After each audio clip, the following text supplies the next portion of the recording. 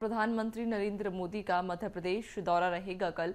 मध्य प्रदेश के बीना में पीएम मोदी पहुंचेंगे, जहां बीना रिफाइनरी प्रोजेक्ट के कार्यक्रम में भी शामिल होंगे। तो 3:30 यानी कि 3.5 घंटे मध्य प्रदेश में मोदी रहेंगे। बीना पहुंच रहे हैं। बीना रिफाइनरी में के कार्यक्रम में वे शामिल होंगे। बीना रिफाइनरी प्रोजेक्ट का दरअसल कार्यक्रम रखा है और इस कार्यक्रम में पीएम मोदी शामिल होंगे। 3.5 घंटे तक मध्य प्रदेश में ही मोदी रुकेंगे। तो एक बार फिर से प्रधानमंत्री नरेंद्र मोदी का मध्य प्रदेश दौरा। चुनावी साल है और इस चुनावी साल में कई बार दिग्गजों के मध्य प्रदेश दौरे हो चुके हैं और अब इसी सिलसिले में पीएम मोदी एक बार फिर मध्य प्रदेश पहुंच रहे हैं। बीना वे पहुंचेंगे, जहां उनका एक बड़ा कार्यक्रम रखा गया है। जनता को भी कई बड़ी सौगातें इस दौरान पीएम मोदी देते नजर आएंगे। तो कुल 3.5 घंटे मध्य प्रदेश में पीएम मोदी रहने वाले हैं और कई सारे कार्यक्रम उनके रहेंगे। बीना रिफाइनरी कार्यक्रम में दरअसल पीएम मोदी शामिल होने के लिए बीना पहुंच रहे हैं। तो यहां से एक बड़ी जनसभा को संबोधित करेंगे। इसके अलावा कई बड़े कार्यक्रम में भी शामिल होंगे। तो जनता को भी कई सारी सौगात यहां से पीएम मोदी दे सकते हैं। चुनावी साल है, अब ऐसे चुनावी साल में लगातार दिग्गजों के दौरे भी मध्य प्रदेश में बढ़ते जा रहे हैं, क्योंकि चुनाव अब बेहद नजदीक है। और अब इसी क्रम में एक बार फिर पीएम मोदी मध्य प्रदेश की धरती पर कदम रखने जा रहे हैं। तो 3.5 घंटे तक मध्य प्रदेश में मोदी रहेंगे। बीना रिफाइनरी कार्यक्रम में दरअसल मोदी शामिल होने के लिए कल पहुंच रहे हैं मध्य प्रदेश। तो कल प्रधानमंत्री नरेंद्र मोदी का मध्य प्रदेश के दौरे का मिनट टू मिनट कार्यक्रम भी आपको बता देते हैं कि सुबह 8:45 पर दिल्ली एयरपोर्ट से भोपाल के लिए वे रवाना होंगे और सुबह 10:05 पर भोपाल एयरपोर्ट पहुंचेंगे। तो 10:10 पर भोपाल से बीना के लिए फिर रवाना हो जाएंगे और 11:05 पर बीना पहुंचेंगे, जहां 11:15 से 12:15 तक बीना रिफाइनरी प्रोजेक्ट के कार्यक्रम में शामिल होंगे। इसके बाद दोपहर 12:30 बजे बीना से भोपाल एयरपोर्ट के लिए रवाना होंगे और 1:30 बजे भोपाल पहुंचेंगे, जिसके बाद 2:45 पर छत्तीसगढ़ के रायगढ़ पीएम मोदी पहुंचेंगे।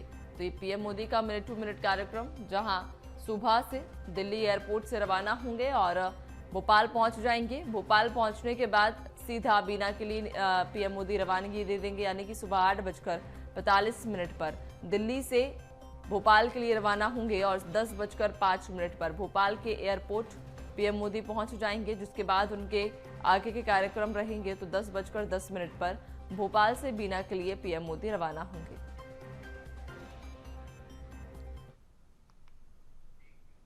और इस खबर पर ज्यादा जानकारी लेंगे, हमारे साथ संवाददाता भोपाल से प्रखर लाइव जुड़ चुके हैं।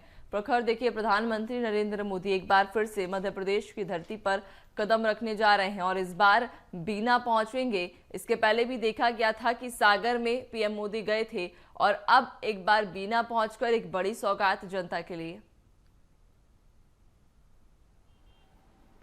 जी, निश्चित तौर पर नैन्सी, देखिए, ये 6 महीने में प्रधानमंत्री मोदी का 6वां मध्य प्रदेश का दौरा होने जा रहा है। और अगर बात की जाए बुंदेलखंड का ही, ये बैक टू बैक दूसरा प्रधानमंत्री का दौरा होने वाला है। इसके पहले हमने देखा था सागर पहुंचे थे, संत रविदास मंदिर की जो सौगात है वो बुंदेलखंड को दी थी। और अब इस बार जब प्रधानमंत्री कल पहुंच रहे हैं तो लगभग 3.5 घंटे बीना में बिताने वाले हैं प्रधानमंत्री, जहां पर अगर बात की जाए तो 50,000 करोड़ से ऊपर की सौगातें बीना रिफाइनरी में पेट्रोकेमिकल हब के विस्तारीकरण के तौर पर देने जा रहे हैं, जिससे माना जा रहा है कि लगभग 2 लाख से ज्यादा रोजगार के नए अवसर पैदा होंगे। देखिए, बुंदेलखंड में अगर बात की जाए तो बेरोजगारी एक बड़ा मसला हमेशा से ही रहा है, बड़ा मुद्दा हर बार ये बनता रहा है। और अब ऐसे में चुनावी साल है, तो ऐसे में देखिए हर तरीके की सौगातें, हर मुद्दे पर काम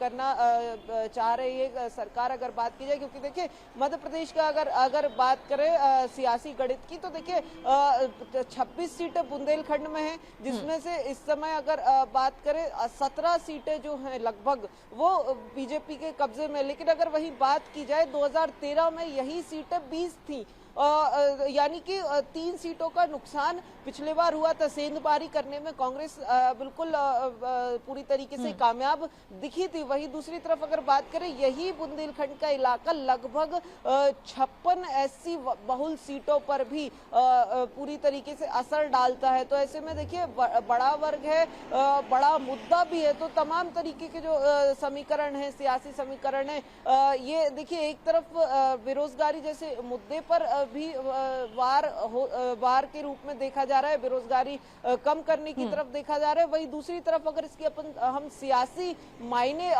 खोजने की कोशिश करें तो ये भी बड़े जो है वो मायने निकल कर आते हैं कि जो 3 सीटों का नुकसान पिछले बार हुआ था, कहीं ना कहीं वो एक बड़ा, क्योंकि देखिए 20 से 17 होना, अगर बात की जाए जो बुंदेलखंड लगातार बीजेपी के लिए सीटें देता रहा हो, उसमें 3 सीटों का नुकसान बिल्कुल कहीं ना कहीं चिंता का विषय पार्टी के लिए बनता हुआ बिल्कुल प्रखर। और देखिए, जिस प्रकार के नतीजे 2018 में बुंदेलखंड से सामने आए थे कि 3 सीटों का नुकसान यहां बीजेपी को उठाना पड़ा था, और इस बार हम देख पा रहे हैं कि जब चुनाव नजदीक आ रहे हैं तो लगातार केंद्रीय नेतृत्व मध्य प्रदेश में बढ़ता जा रहा है। केंद्रीय मंत्रियों के दौरे अब ताबड़तोड़ मध्य प्रदेश में देखे जा रहे हैं। क्या माना जाए प्रखर की लगातार केंद्रीय नेतृत्व मध्य प्रदेश में अगर बढ़ रहा है तो क्या बीजेपी को डर सता रहा है किसी चीज का, जिस वजह से लगातार केंद्रीय नेतृत्व बढ़ रहा है?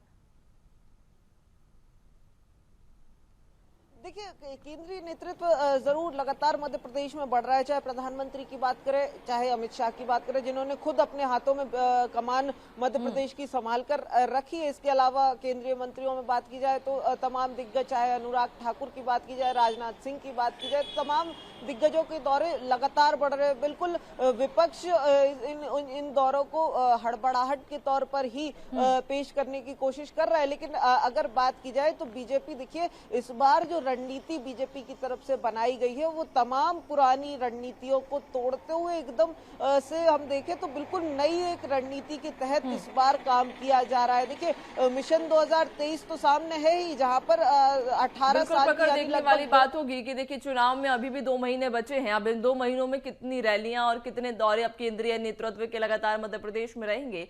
फिलहाल तमाम जानकारी साझा करने के लिए आपका बहुत शुक्रिया।